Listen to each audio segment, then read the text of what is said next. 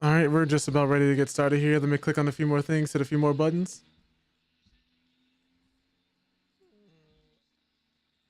Okay.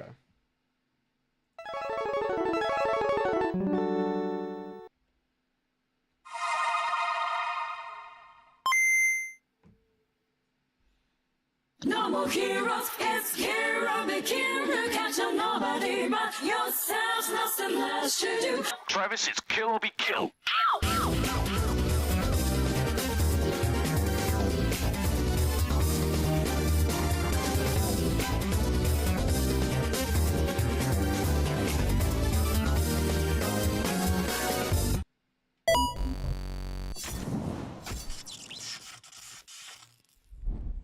Oh, okay. Appreciate you guys waiting through that entire starting soon screen. Today we're just gonna be, going over some gaming news and then trying out Path of Exile 2's new update. For those who don't know, the game is still in early access, but it will be free to play when it launches fully. There'll be a total of 6 acts, I think 12 classes, plus a few more other things as well. Game has been really fun if you're looking for like a Diablo 4 alternative, but I'd also highly recommend games like Grim Dawn, Path of Exile 1 even, because that game's still alive. They just dropped a new expansion for that game too. Last Epoch, and I think there's, if that's how you pronounce it, I think there's like 2 more, but I can't remember them off the top of my head, unfortunately. Torchlight 2, I think is another one. 3 was, we don't talk about 3. But what's up, Nia? Appreciate you popping in as well. Let me make sure I drop the YouTube link as well for anybody who wants an ad-free viewing experience. Let me pin that real quick for you guys. Well, I shouldn't say ad-free 100%, right? Because even though YouTube has like a lot less ads, I think some people still get hit with some eventually. At least in the VOD afterwards. But yeah, appreciate you guys all coming in. What's up, Dre? What's up, Nia? And congratulations, Dre, for being second, T for being first today.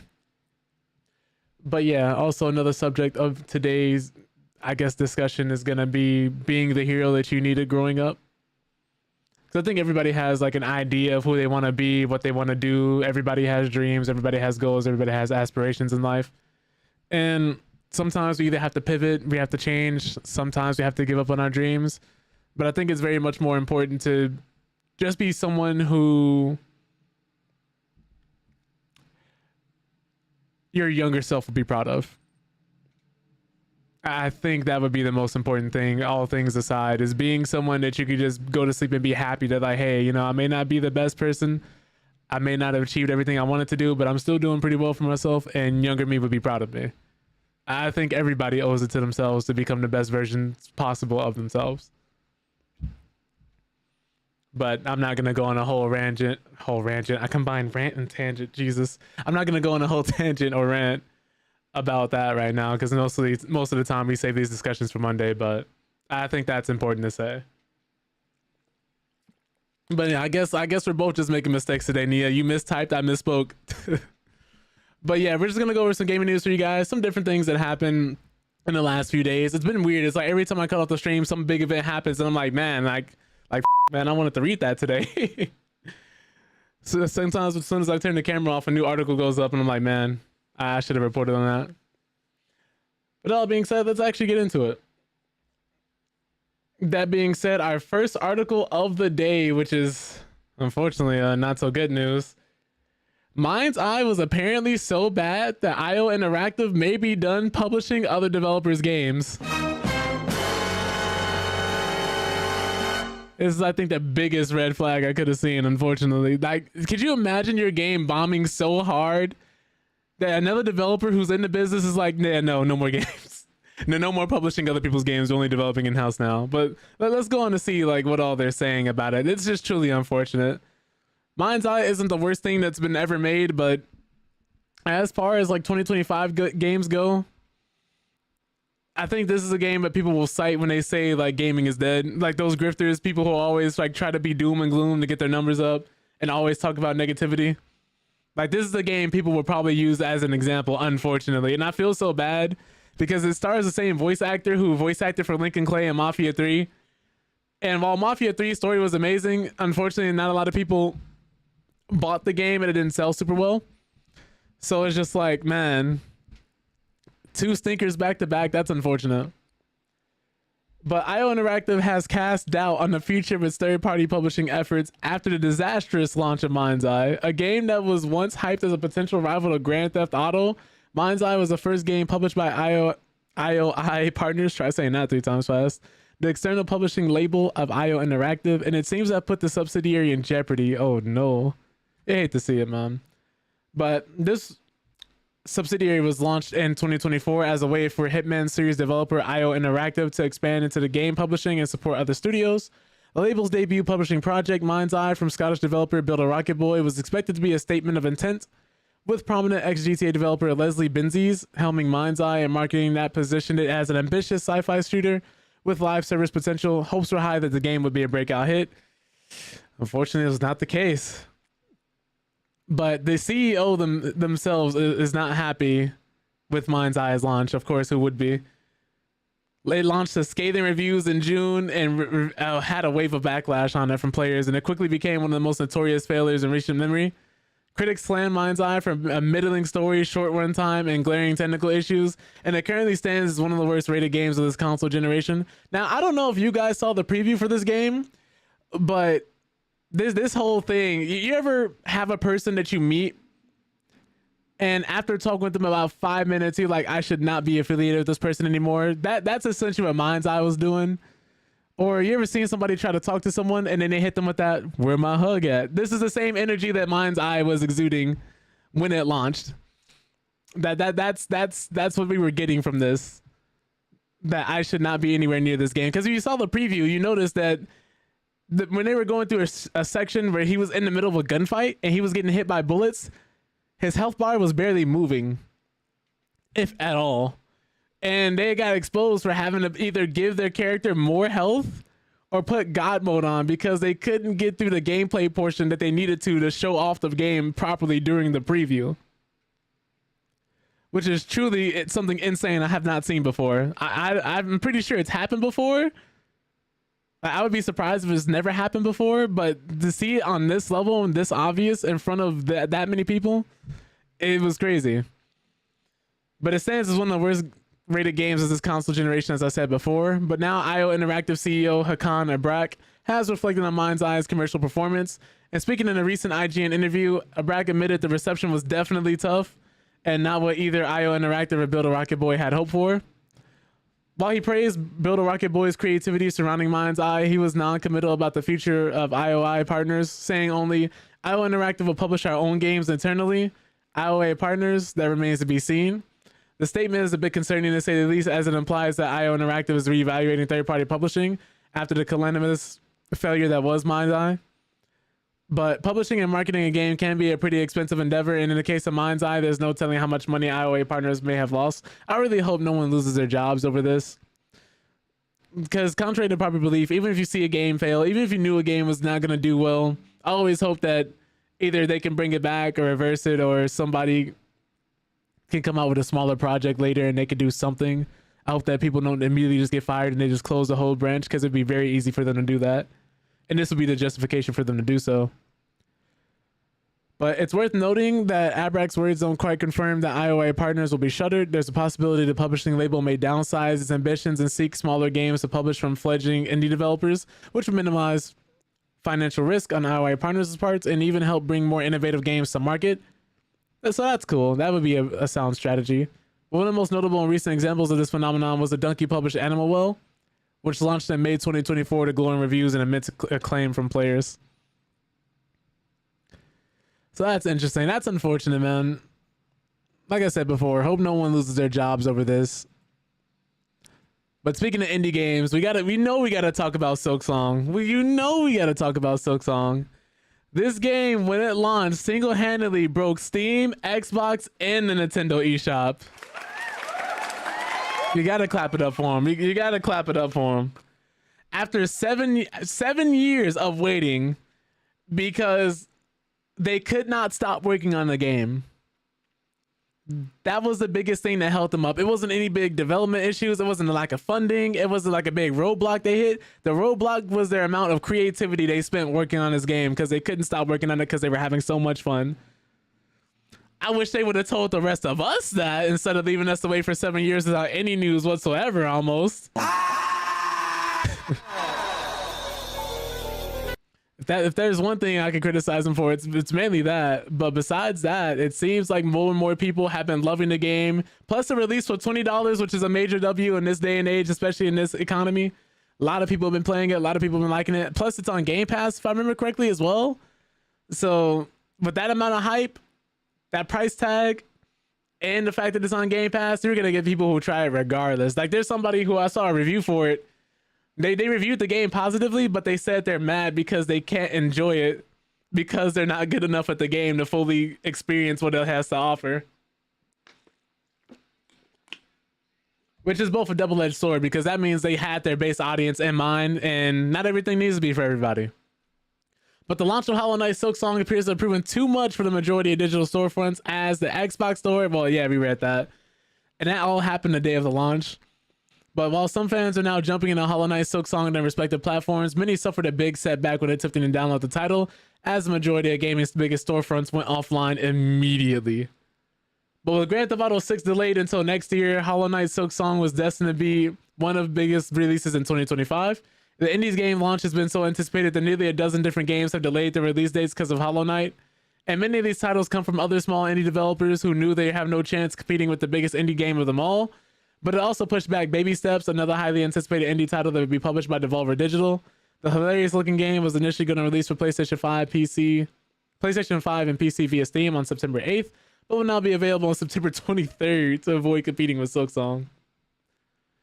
And it's also caused major storefront outages, which we've seen before.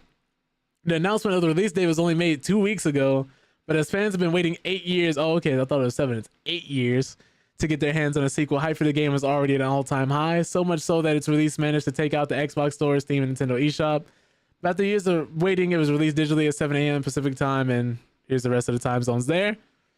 But there apparently won't be a physical release date until 2026, and the only way to currently play Silksong is by downloading it digitally, which likely explains why the majority of major storefronts suffered such a big outage upon its release. Thankfully, it looks like these storefronts are once again operational. Yeah, they weren't down for like super long, if I remember correctly. But it wouldn't be surprising to see the further issues as the day progresses. In less than an hour, Silksong has already peaked at more than 103,000 concurrent players on Steam. I think the last time I saw it was like at 500,000. But the first Hollow Knight broke its own concurrent player count record multiple times in the build up to Silksong's release on September 3rd, just one day before the sequel's launch. Hollow Knight nearly hit 73,000 concurrent players on the platform. But fans who are yet to pull the trigger on one of this year's biggest releases will be pleased to know that the title isn't just $20, which is a big bargain. It's also now available on Game Pass Ultimate for those who are already subscribed to it as well. And you can download it at no additional cost. Let me see here if I remember correctly. Let me look at the player count numbers right now, because they might have gone up or they might have finally leveled out. Yeah, they knew why we were here. Before I could even type in Hollow Knight, that was the first game to come up. So it peaked just on Steam alone at 562,814 players. And there's still more than 400,000 people playing. So you can see like this number just went up and it just keeps going. I wouldn't be surprised if like by the end of the week, well, this is being the end of the week, this weekend, if it goes up even more than it is currently. So that's dope. Like, we really like this. It has the 18th highest player count peak in Steam history. Like, that's huge. And it did that in the first 4 hours of it dropping. Like, that's insane. But we have another game. Another game you guys might be familiar with, No Man's Sky, which just had its big update. And its player count has been skyrocketing. Apparently, with this current update, people have been making cursed Corvette ships. This being Thomas the Tank Engine, this being article number 1, I guess. Example 1. Which, can we just say, it never ceases to amaze me how creative people can be if you just give them the tools to be. If you really make a good game and don't lock your players into one way of playing, they will find and surprise you in many different ways you didn't think possible. Baldur's Gate 3 being an example of that from Larian Studios. Freaking fighting games, the looser the game is, people are still discovering tech like 20 years, almost like 10 years later. Marvel vs. Capcom 2, that remake collection, as an example, people are still discovering tech to this day. And that game came out in what? Let me see. In arcades in the year 2000. And I want to say this remake came out in like 2024. So people 24 years later, 25 years later, so more than 2 decades later, we're still discovering brand new tech for this game because of the extra tools they gave people to practice and use. I love it when games do this. Like Skate, that whole part of the community that was just going through doing Christ airs, spinning in the air, and then like dropping from 1,000 feet into the perfect ramp. That was only possible because the game lets you do that. Because they gave an environment for their players to like flourish and do so many different things, which seems to be like they are fully leaning into the new Skate. But let me read this article. Let me stop stalling. But No Man's Sky's Voyagers update has proven to be a pretty popular update and bringing in the most players the game has ever seen since launch. And a big part of that is due to the addition of Corvette and more in-depth ship customization tools. But yeah, train in space, Dre. We got trains in space before GTA 6. But they've been channeling their creativity and coming up with some extremely impressive and also cursed ship designs. We'll start off with the cool builds before diving deep into the deranged ones, as recreating existing ships from other games and movies has been a popular pastime among players. For example, a Reddit user called RW_Blackbird has brought a bit of democracy to the galaxy of No Man's Sky, having created their own super destroyer from Helldivers 2. That's sick. While a user called SmilerXD managed to build a stunningly faithful recreation of the Millennium Falcon. It's always the Millennium Falcon. Is this a Nokia? I want to open this Reddit thread. Okay, I thought it was a whole thread. It's just one of these things in ship builds. How did you even do the numbers? They put a Nokia in space. I can't breathe. But we all know why you're here, though, and that's to see the truly cursed stuff that the minds of No Man's Sky's players could come up with. Thankfully, they haven't disappointed, as usually called a couple of Irish folk. Yeah, shared their design for the most indestructible ship in No Man's Sky history. Yeah, so do we got anything else? Or apparently the same user wasn't done with the cursed ship builds just there, though. They also managed to create an iconic vehicle thanks to this new update, though you can't really classify it as a spaceship. But thanks to the efforts of a couple Irish folk, there's now a small chance you could potentially run an Thomas the Tank Engine while you cruise through the galaxy, which wouldn't be bad if they didn't make him look so threatening. Hold on, let me copy this link address before I pull it up, because sometimes you never know what these articles might lead or what else is on there. Oh my god. Okay, so these are safe. It's just somebody who made a ship and they called it ship. This is hilarious. I'm loving it. I'm loving it. Wait, a forklift? Oh my god. How did you do this? And that's where he's piloting it from? Could you imagine flying in space and seeing a forklift? Like, my mind immediately flashes back to Rio from Shenmue. This is crazy. I just thought that was interesting. I thought that'd be pretty cool just to bring up for you guys. And I know I brought up Baldur's Gate 3 earlier. That was intentional. Because Baldur's Gate 3 has hit its lowest price ever on Steam. Let me see if it's still on sale for this much. I might be late. If I'm late, I apologize, but it wasn't. Okay, no, so it's still on sale. It is still on sale here. For $44.99. Baldur's Gate 3, the highly rated RPG from 2023, has reached a historical low price of $44.99 on Steam. And it's for a limited time. It's a continuously popular title, of course. They've been dropping nothing but support for this game. Modding support, extra patches, extra DLC, and so much love from this game that you normally just do not see in this day and age, which has been crazy, which is why so many people are still talking about it 2 years later. And I know people who've beaten this game 4 different times and are coming back to play it and are still discovering things about the game they have never experienced before. Because that's just how much love they put into the game, into player choice, player freedom. Like, there was somebody who didn't even know you could throw grease on the doors to make them easier to open. If you've never played D&D and you're curious about playing D&D and you don't want to do the tabletop, buy Baldur's Gate 3. It will give you a good idea of the possibilities and things you could do in D&D, and it literally takes place in that same universe because this happens all on the Sword Coast, where most things seem to happen. It's almost always the Sword Coast. But you know how like in House where they say like it's never Lupus, this is the opposite. It's almost always the Sword Coast. But Larian Studios' magnum opus Baldur's Gate 3 is as decorated as a video game as they come. Since launch, the title has had over 30 award recognitions to its collection, including 2023's Game of the Year. However, its best days may not necessarily be limited to yesteryear, as Baldur's Gate 3 still attracts close to 100,000 concurrent players every month on Steam alone. And for those who have been on the fence about this fantasy title, now may be a good time to pull the trigger thanks to its reduced price, because you can play with 4 people. I know you can mod it to where you can have more characters in a party, but I don't know if that increases the max player cap as well for human beings. But you can have 4 people to a party minimum. But as part of our ongoing promotion, Baldur's Gate 3 is available for $44.99, 25% drop from the usual $60 price, and it's the lowest price tag. Well, yeah, we read that. Anything else here? You guys have until September 8th if you're thinking about buying Baldur's Gate 3 on sale. Moreover, per Steam DB data, the latest price drop comes after a nearly 2-month run without any discount, which is the longest of its kind in 2025. 2 months, okay. Prior to this, Baldur's Gate 3 had begun a 20% discount every month since November 2024. Oh, that's crazy. For those accustomed to Steam's major annual sales, 25% off may not be that big of a slash price, but keep in mind that Baldur's Gate 3 is still very popular and is not showing any signs of decline even after 2 years of it releasing. It may not be a bad decision for potential buyers to make the most of the current offer. And for those who are fond of Dungeons & Dragons, this statement may especially be true. But apparently in other news, Larian Studios has also been working hard on the next chapter, which involves 2 new games.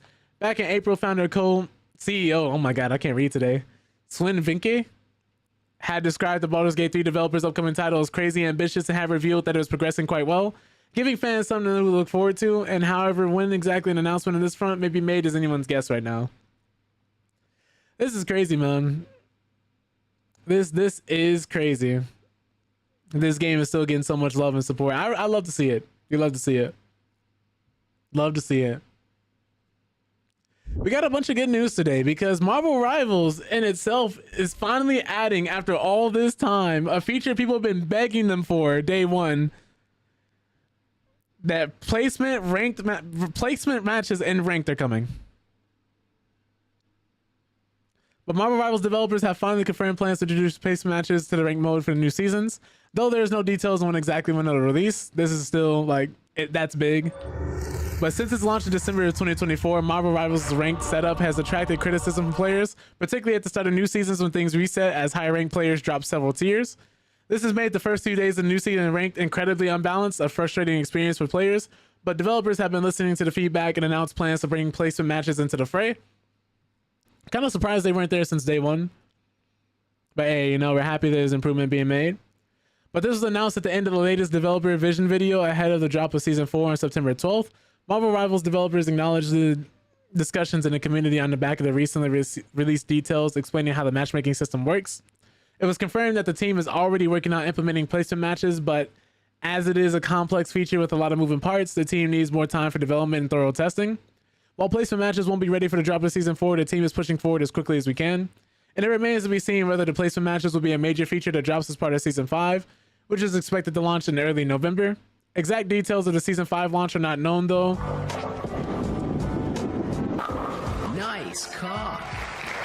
Perfect. Thank you for noticing, Ravon. I appreciate that.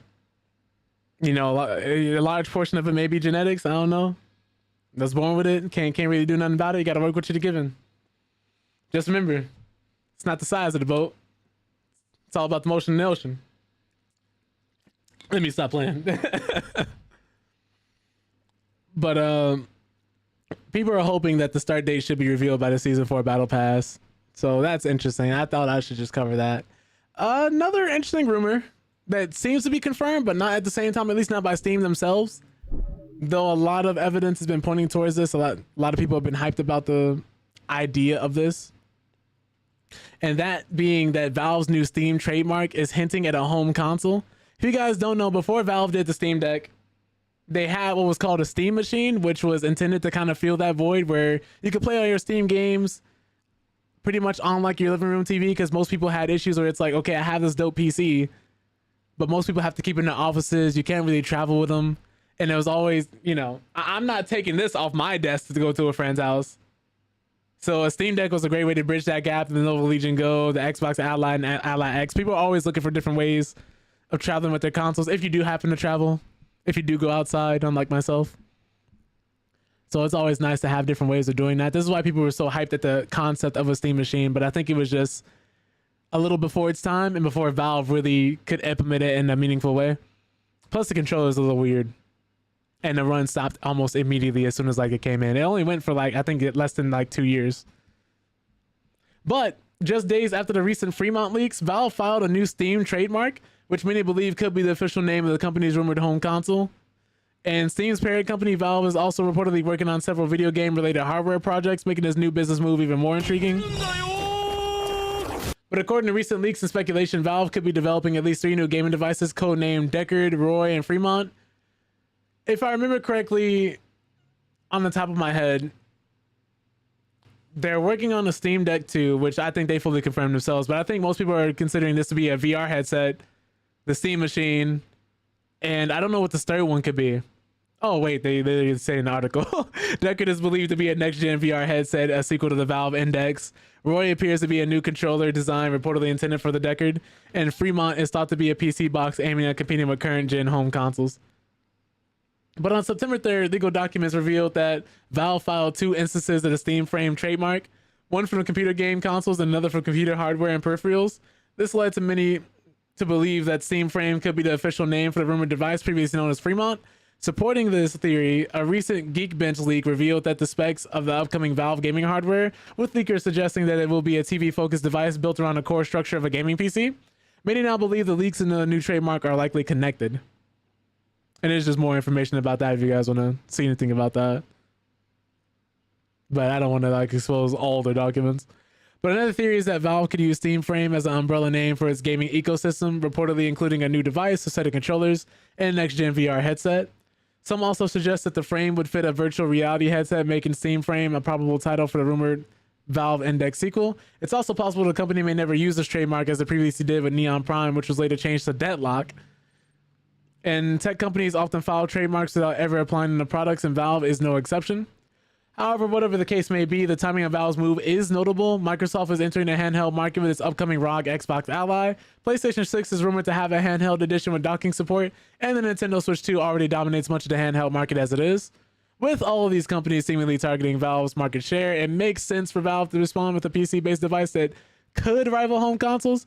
But in the coming months, it'll be interesting to see what exactly Valve's plans are for the Steam Frame trademark and whether it ties to the rumored Fremont device. But our last couple articles and then 2 videos here. Helldivers 2. If there is any idea that the console war exists, if it did at one point, it doesn't now. Helldivers 2, which was previously a PS5 exclusive, which I believe later got ported over to PC, either that or is released on PC and PS5, has sold more on Xbox than it has on PlayStation in the first 6 days. It's unbelievable. All the Sony ponies who were claiming that we don't want Xbox players, we don't want them enjoying our game because we would rather have this on Xbox, on PlayStation, I'm sorry. It's very hard to believe them when they don't even buy their own game. Embarrassing. Games like Final Fantasy, games like Helldivers 2, might have the same thing with Ghost of Yote. Honestly, it's very hard to believe that Sony ponies really care about their exclusives, because if you argue and this isn't the average PlayStation fan, right? The average PlayStation fan is playing their games, minding their own business. I'm talking about the people who are like, Sony's way better than Microsoft, Sony's way better than PC, we have exclusive, we have our games, and they don't buy them. They do not buy them. Out of the top 10 games that monthly appear on the PlayStation Store and PlayStation charts, half of those were Xbox games. After Final Fantasy VII Rebirth came out and everything, and people were praising it, saying it was like one of the greatest, like Final Fantasy is one of the greatest RPGs of all time, like 7, which I agree. they didn't buy it. After like the first month or two, it went straight down them charts and was nowhere near the top anymore. But here we have Helldivers 2 selling more on the Xbox than it did on PlayStation. And people were threatening, if people on PlayStation were threatening people on Xbox, if they caught them in the same lobbies, they would be team killing them and trolling them. What's up, Nightmares? What was this all for, man? It's looking kind of fraudy to me.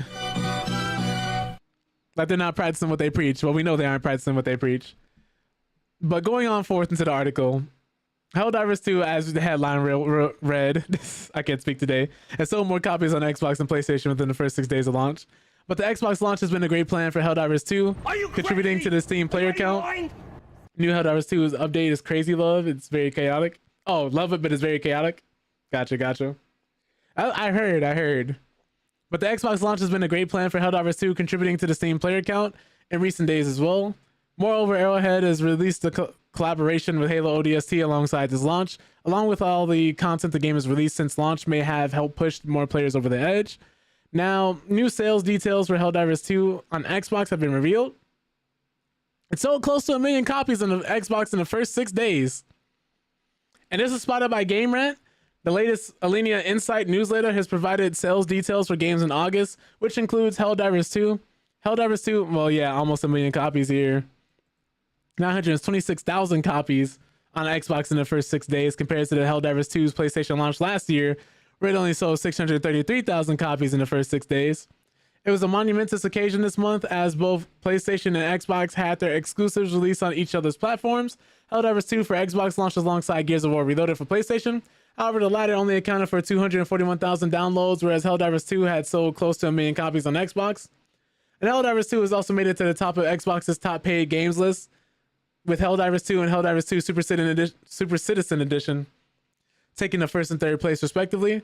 The list also includes NBA 2K26, EA Sports, Madden NFL 26, and NBA 2K26 League No Doubt Edition. Of course, NBA 2K26 sold this much. People love the sports games, man. Can't leave them alone. But in other news, Helldivers 2's latest update introduced randomly generated caves, new enemies, and much more. Also, the developers have stated that co-op split screen is technically feasible for the game. And that's as far as that news goes. There's currently 114,000 plus on Steam right now, not including PlayStation and Xbox. Yeah, that new update brought a lot of people back to the game. I definitely want to try it if I get a chance to this weekend.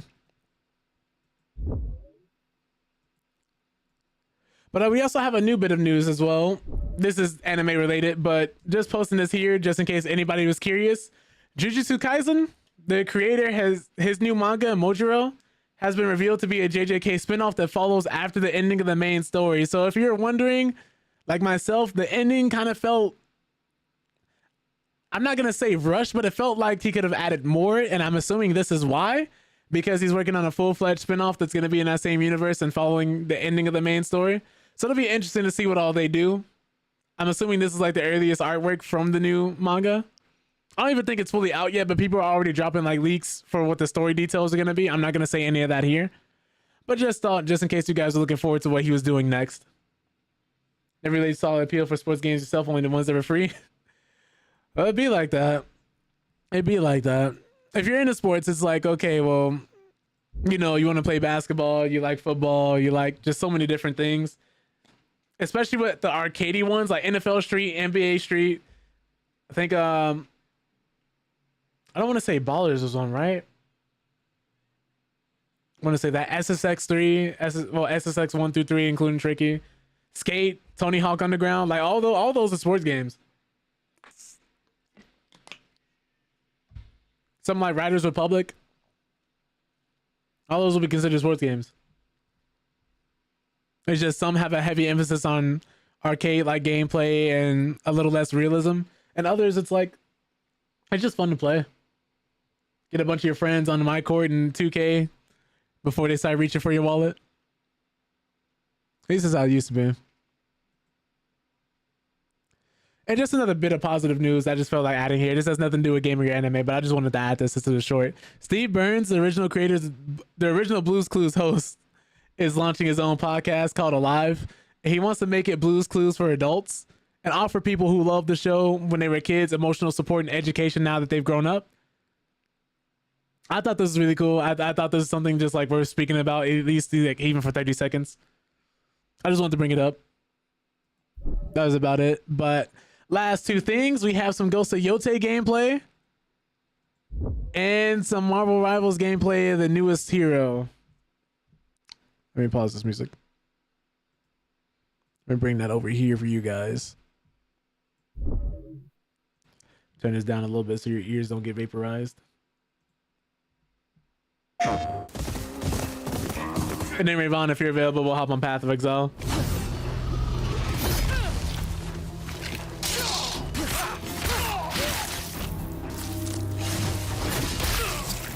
Oh God.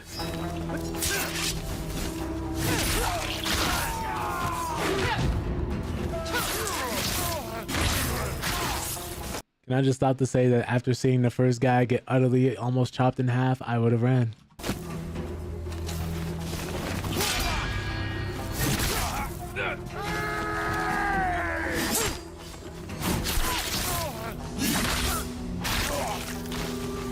Jesus.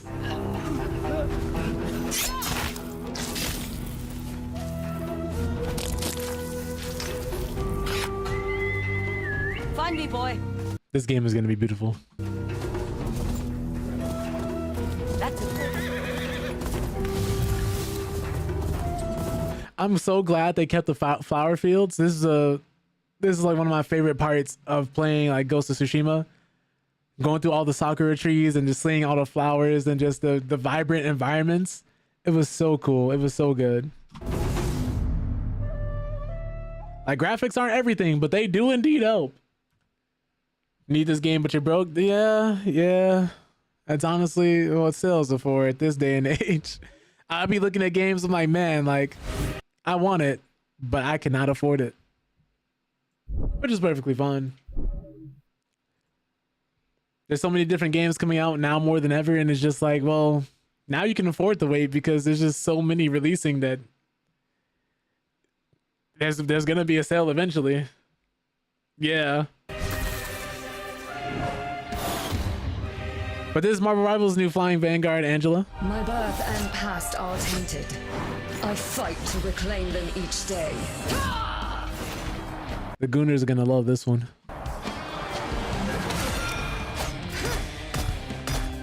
For heaven! Straight to hell! Glorious! Thoughts and prayers! Blessed blades!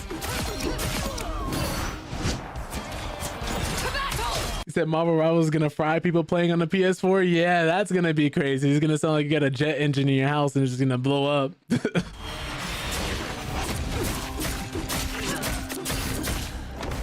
Fury!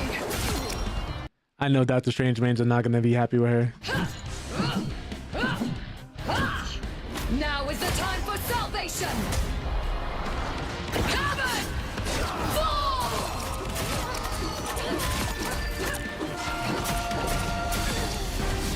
Oh yeah, them too. You're right, Nightmares. Weaklings!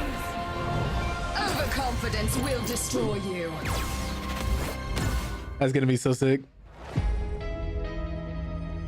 Get another big. Oh yeah, and also we have Daredevil coming. Another big criticism this game was having is that there's way too many DPS characters in comparison to tank and supports. Well, vanguards and strategists.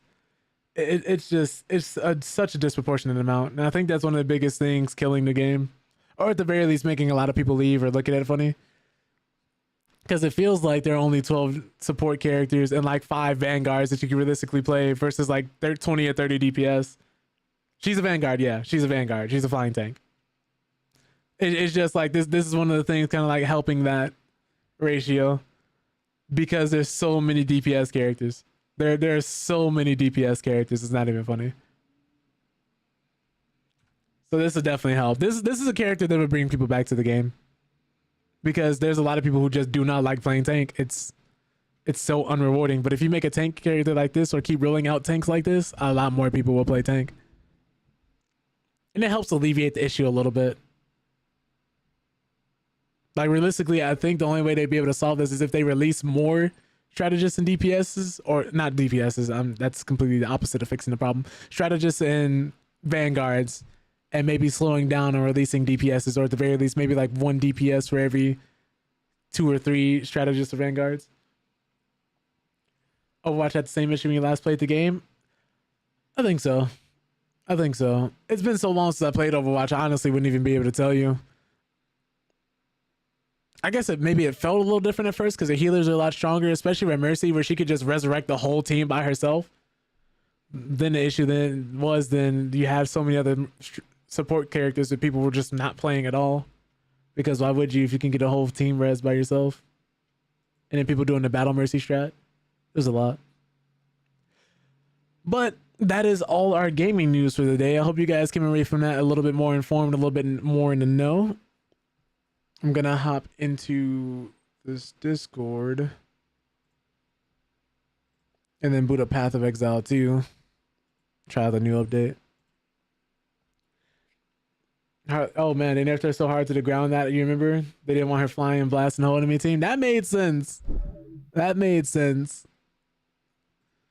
But then again, like, could you argue that either she's OP or the other enemy team is just that bad? This is why I'm not a game developer. Well, let me put this game up.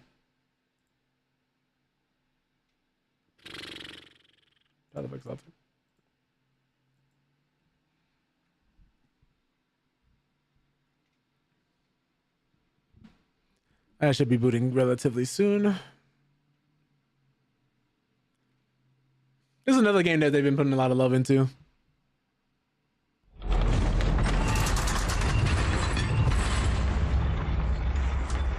Grinding Gear Games, you love to see the alliteration.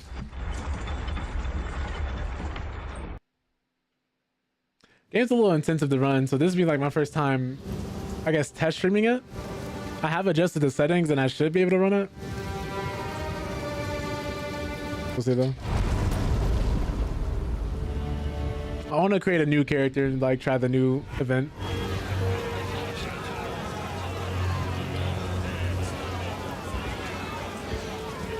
I want to try the league as well. Ooh, can I adjust the audio?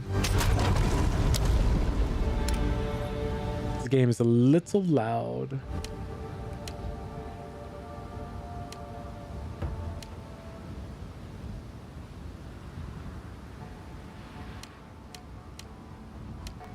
That's fun. That's a little bit.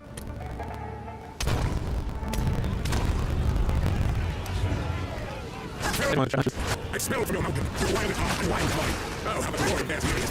I send you to death. Say your piece. Can you also talk about how wild this character selection screen is? I kind of like I think it was something similar but different. That's crazy. Hey, beast can't play this.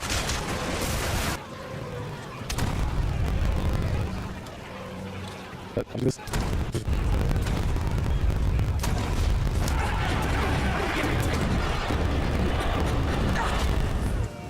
I forgot they just straight up hang everybody else.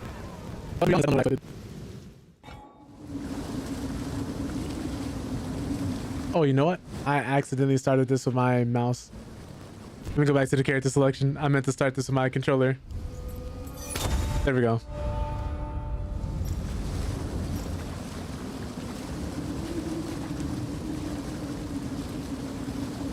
Okay.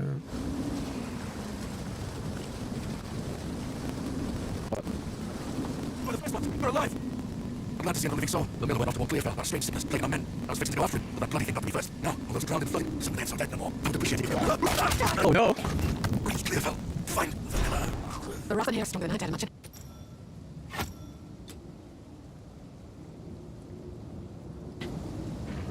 Good lord. Okay. What's my options here? It's an ultra performance. Which one? Move that to the right. Let me exit out of this.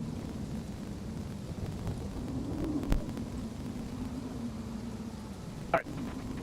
Let's go back. Don't forget attack. Oh, she totally got people, okay.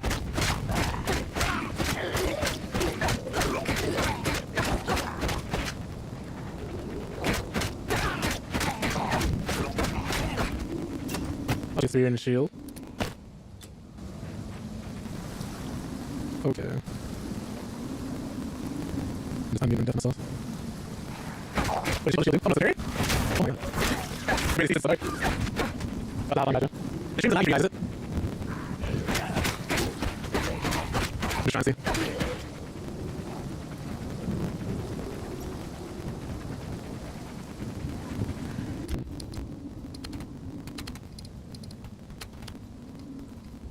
Look at the shadows, look.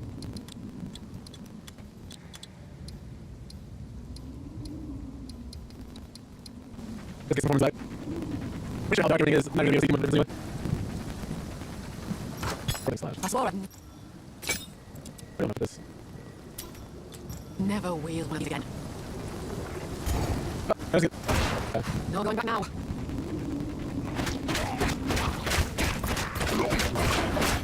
I never like how to play again. Almost. This is completely class I'm using. One step back more. Oh, and by the way, anybody curious about the skill trees and stuff like that, this is how big the skill tree is. It's being shown on our end. Okay. Yeah, I'm also I don't know. I think you sound kind of delayed, Okay. like a little latency. I don't know how to describe it. I think I know what you mean. I thought it might have two things about these strings and everything. Nah, definitely. I know this game kind of has issues with the run, but I was like, yeah, my setup should be able to run it though. Let's see, we got down to 60. Instead of 90, hopefully on first thing as well. Pretty sure I guess a little bit today. I think it's my internet. Yeah. We did double check my internet speeds real quick. I think that's the biggest issue causing that. What's my water at? It's the, like, as soon, oh, go ahead. Oh, I'm just talking to myself. I was gonna say Xfinity is great when it works, but the moment like you have an issue. Which one are you doing? The Rise of the Abysmal? Yeah. Okay, you gotta do solo self-found or what? Nah, you just click on the season, you should be able to join. Oh, okay. Ooh, country. Testing this network real quick. Just to make sure.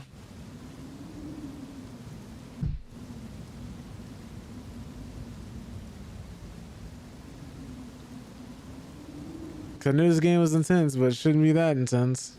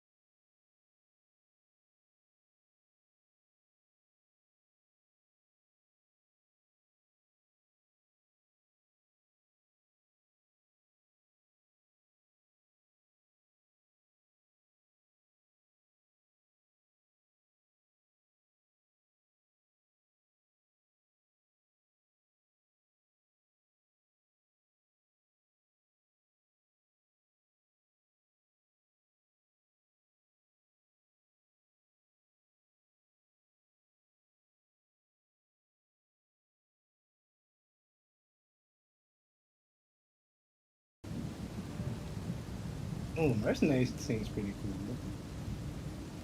Yeah, like they have a good balance. As long as you're not playing something like warrior, I think you'll have a good time. Get that increased attack damage. Assassin class, but that's not gonna come forward for a while still. Probably not, unfortunately.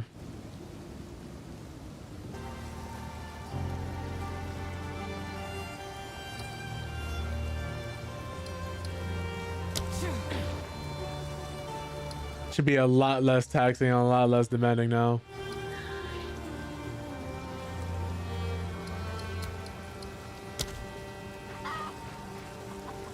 Okay, yeah, that helped a lot. I think it should be fine now. This man has a line.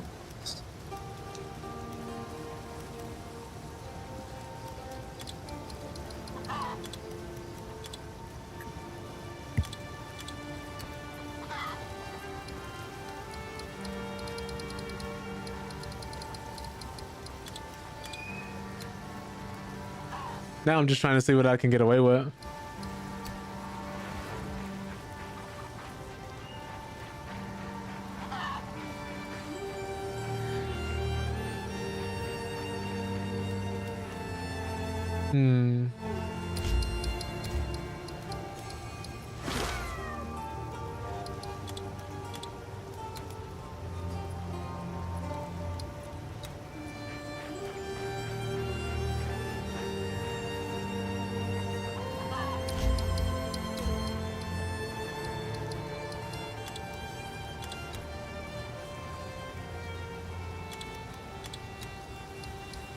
I hate if I turn it down to like ultra performance, it gets really blurry.